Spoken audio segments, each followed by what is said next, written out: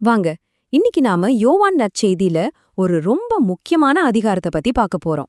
இந்த ஒரே ஒரு அதிகாரம் தலைமைத்துவம், அன்பு, மனுஷனோட இயல்பு, இது எல்லாத்தையும் பத்தி நாம யோசிக்கிற விதத்தையே மாத்தி போடும். வாங்க, இதுக்குள்ள இன்னும் ஆழமா போலாம். அந்த தருணத்தோட முக்கியத்துவத்தை கொஞ்சம் யோசிச்சு பாருங்களேன். அது இயேசுவோட கடைசி ராத்திரி சாப்பாடு. அந்த சாப்பாட்டோட இறுதியில இந்த உலகத்தையே மாத்தப் போற ஒரு புது கட்டளை பிறக்குது. இது வெறும் சாப்பாடு இல்ல, அன்பு, சேவை, இது எல்லாம் அடிப்படையா வச்ச ஒரு புது உடன்படிக்கையோட ஆரம்பம். முதல்ல அந்த ரூம்ல என்ன மாதிரி ஒரு சூழல் இருந்துச்சுன்னு நாம புரிஞ்சுக்கணும். இயேசுவுக்கு நல்லாவே தெரியும் இதுதான் கடைசி கட்டம்னு. அவருக்கு என்ன நடக்க போகுதுன்னு முழுசா தெரிஞ்சிருந்தது. அதனால அந்த ரூம்ல ஒரு மாதிரி அமைதியான ஒரு டென்ஷன் இருந்துச்சு. ஆனா பாருங்க, தனக்கு இவ்ளோ கஷ்டம் வரப்போகுதுன்னு தெரிஞ்சும் இயேசுவோட கவனம் பயத்துல இல்ல. அதுக்கு பதிலா தன்னை நம்பி இருக்கிறவங்களுக்கு தன்னோட அன்பை கடைசி நிமிஷம் வரைக்கும் எப்படி முழுமையா காட்டணும்ன்றதுல தான் அவரோட முழு கவனமும் இருந்துச்சு. இதுதான் அவரோட பணியோட உச்சகட்டம். அந்த அமைதியான சூழல்ல யாருமே எதிர்பார்க்காத ஒண்ணு நடக்குது. இயேசு அவங்களோட தலைவரும் போதகருமா இருக்கிறவர் ஒரு வேலைக்காரரோட வேலையை செய்ய ஆரம்பிக்கிறாரு. இது வெறும் ஒரு செயல் இல்ல, இது ஒரு புரட்சி. தலைமைனா என்ன, அதிகாரம்னா என்னன்னு அன்னைக்கு இருந்த எல்லா எண்ணங்களையும் தலைகீழா புரட்டி போட்ட ஒரு செயல். இதோட கலாச்சார முக்கியத்துவத்தை நாம கண்டிப்பா புரிஞ்சுக்கணும்.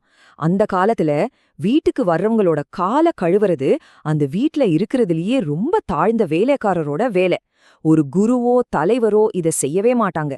அப்போ இயேசு இத செஞ்சப்போ அங்க இருந்த எல்லாருக்குமே அது பெரிய அதிர்ச்சியா இருந்துச்சு. இங்கதான் இயேசு தலைமைத்துவத்துக்கான டெஃபினிஷனையே மாத்துறாரு. பாருங்க, உலக ரீதியான தலைமைத்துவம்னா என்ன? அதிகாரம், சக்தி, பதவி, இதுதானே. ஆனா இயேசு காட்டுற புது மாடல் என்ன? சேவை. ஒரு சாதாரண துண்டு, அப்புறம் பணிவு. உண்மையான பெருமை சேவையில தான் இருக்கு, அதிகாரத்துல இல்லன்னு ரொம்ப அழகா சொல்றாரு. அவர் செஞ்சுட்டு சும்மா போகல. இது வெறும் ஒரு சிம்பாலிக் செயல் இல்லன்னு தெளிவா சொல்றாரு.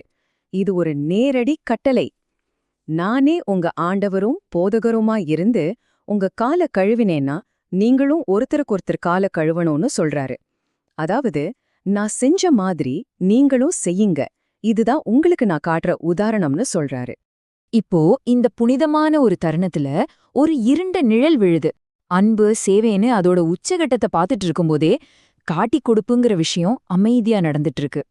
இந்த கேள்விதான் அந்த ரூம்ல இருந்த டென்ஷனை இன்னும் அதிகமாக்குது. அங்க இருந்தவங்க எல்லாருமே இயேசு மேல பாசமா இருந்தவங்க. அப்போ அந்த துரோகம், அது எங்கிருந்து வந்தது? யார் பண்ணது? பதில் ரொம்ப தெளிவா இருக்கு. துரோகம் உள்ளிருந்து தான் வருது. ஆமா, இயேசுவுக்கு இது முன்னாடியே தெரியும். அந்த துரோகம் வெளியிருந்து வரல, தன்னோட சொந்த வட்டத்துக்குள்ள தன்னோடவே உட்கார்ந்து சாப்பிடுற ஒருத்தர்கிட்டேருந்து தான் வருதுன்னு அவருக்கு தெரியும். இது ரொம்ப வேதனையான ஒரு விஷயமா இருந்தாலும் இது தேவனுடைய திட்டத்துல ஒரு பகுதியா அமைதியா நடந்துட்டு இருந்துச்சு. யூதாஸ் வெளியே போறது பாத்தீங்கன்னா ரொம்ப அமைதியா ஆனா ரொம்ப டென்ஷனா நடக்குது. முதல்ல இயேசு மனசுல ரொம்ப கலக்கமடைறாரு. அப்புறம் காட்டி கொடுக்கறவன் யாருன்னு ஒரு சீடர்கிட்ட மட்டும் அமைதியா சொல்றாரு. யூதாஸ் அந்த அப்பத்தை வாங்கிட்டு வெளியே போயிடுறான். அவன் போனதும் இருள் சூழுது.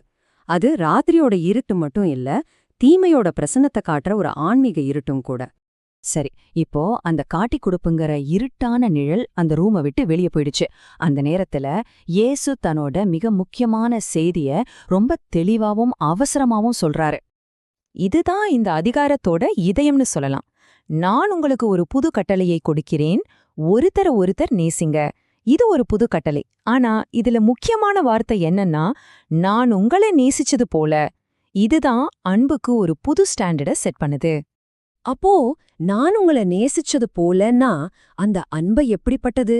முதல்ல அது தியாகம் நிறைஞ்சது, தன் உயிரையே கொடுக்கிற அளவுக்கு. ரெண்டாவது, அது நிபந்தனையே இல்லாதது. மூணாவது, அது சும்மா ஒரு ஃபீலிங் மட்டும் இல்ல, அது செயல்ல காட்டுற ஒரு அர்ப்பணிப்பு. ரொம்ப முக்கியமா, இந்த அன்புதான் அவரோட சீஷர்களை இந்த உலகம் அடையாளம் கண்டுக்கிறதுக்கான ஒரு அடையாளமா இருக்குன்னு சொல்றாரு. இயேசுவோட அன்போட உச்சத்தை பார்த்தோம் இல்லையா? இப்ப நாம மனித பலவீனத்தோட ஒரு தருணத்தை பார்க்க போறோம். இது பேதுருவோட கதை. ஒரு நல்ல எண்ணத்துக்கும் மனுஷனோட இயலாமைக்கும் நடுவுல நடக்கிற போராட்டத்தை இது காட்டுது. பேதுரு ரொம்ப உணர்ச்சி வசப்பட்டு ரொம்ப உண்மையா பேசுறாரு. ஆண்டவரே, நான் உங்களுக்காக என் உயிரை கூட கொடுப்பேன்னு தைரியமா சொல்றாரு. அவரோட விசுவாசத்துல எந்த குறையும் இல்ல. ஆனா இயேசு நடக்க போற ஒரு கசப்பான உண்மைய சொல்றாரு. இந்த ராத்திரியே சேவல் கூவுறதுக்கு முன்னாடி நீ என்ன 3 தடவை தெரியாதுன்னு சொல்லுவேன்னு சொல்றாரு. இது பேதுரு தோத்து போவார்னு சொல்றது மட்டும் இல்ல, நம்மளோட தைரியமும் நம்பிக்கையும் கஷ்டம் வரும்போது எவ்வளவு சுலபமா உடைஞ்சு போகும் நமக்கு ஞாபகப்படுத்துற ஒரு விஷயம். சரி, நாம இப்போ இந்த அத்தியாயத்தோட முடிவுக்கு வரோம். இந்த ஒரே அதிகாரத்துல நடந்த பெரிய மாற்றங்களை இப்ப நாம ஒரு தடவை சுருக்கமா பார்க்கலாம். இந்த அதிகாரத்தோட மைய நோக்கத்தை இங்க தெளிவா பார்க்கலாம். பாருங்க, பெருமைக்கு பதிலா பணிவு, பதவிக்கு பதிலா சேவை, பயத்துக்கு பதிலா தியாகம் நிறைந்த அன்பு. இப்படி இந்த உலகத்தோட மதிப்பீடுகளை இயேசு தலைகீழா மாத்துறாரு. இதுதான் அந்த ராத்திரி நடந்த ஒரு மிகப்பெரிய ஆன்மீக புரட்சி. நாம புரிஞ்சுக்க வேண்டிய ஒரு முக்கியமான விஷயம் என்னன்னா, யோவான் 13வது அதிகாரங்கிறது பாடுகளுக்கு ஒரு தயாரிப்பு மட்டும் இல்ல, இதுவே பாடுகளோட ஆரம்பம். அந்த ஆன்மீக போராட்டம் இங்குதான் தொடங்குது. அன்பு, காட்டிக் கொடுப்புக்கும் பயத்துக்கும் எதிரா களத்துல இறங்குது. ஆக இந்த அதிகாரத்துல இருக்கிற காலத்தால் அழியாத இந்த பாடங்களை நம்மளோட இன்னிய வாழ்க்கையோட எப்படி பொருத்தி பார்க்கறது? இயேசு காட்டின அந்த செயலில் உள்ள அன்பு, அதாவது தியாகமும் சேவையும் நிறைஞ்ச அந்த அன்பு நாம இன்னைக்கு சந்திக்கிற பிரச்சனைகள் மத்தியில எப்படி இருக்கும்? இது நாம ஒவ்வொருத்தரும் நமக்குள்ள கேட்டுக்க வேண்டிய ஒரு ஆழமான கேள்வி.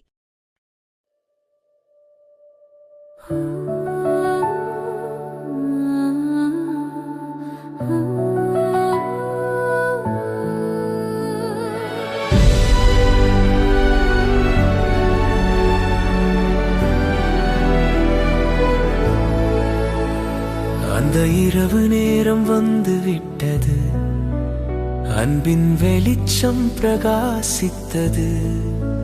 ஜீசஸ் கிரைஸ்ட் மனதில் ஒரு தீர்மானம், முழு உலகத்துக்கு காட்டும் அன்பு சாட்சிதான்.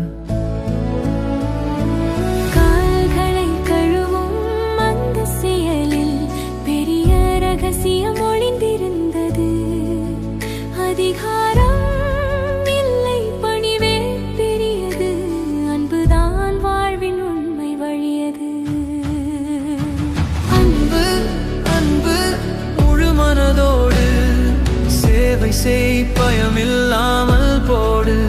ஒளி போல நீ உலகம் முழுதும் அன்பால் மாற்று வாழ்க்கை முழுதும்.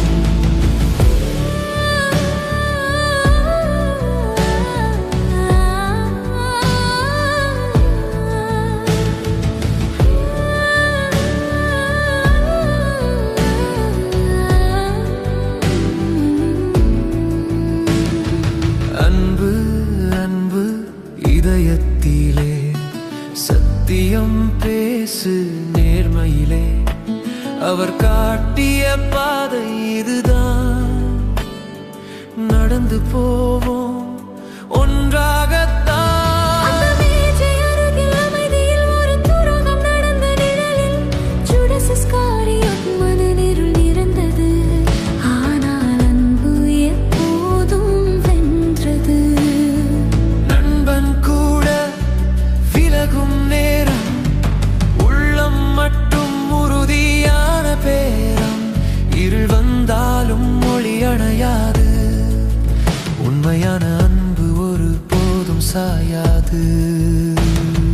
நீயும் நானும் மாற்றம் ஆகலாம், சிறிய அன்பில் உலகம் வாழலாம். பெரிய வார்த்தை வேண்டாம் இங்கே. சின்ன செயலில் அன்பு தெரியும் இங்கே.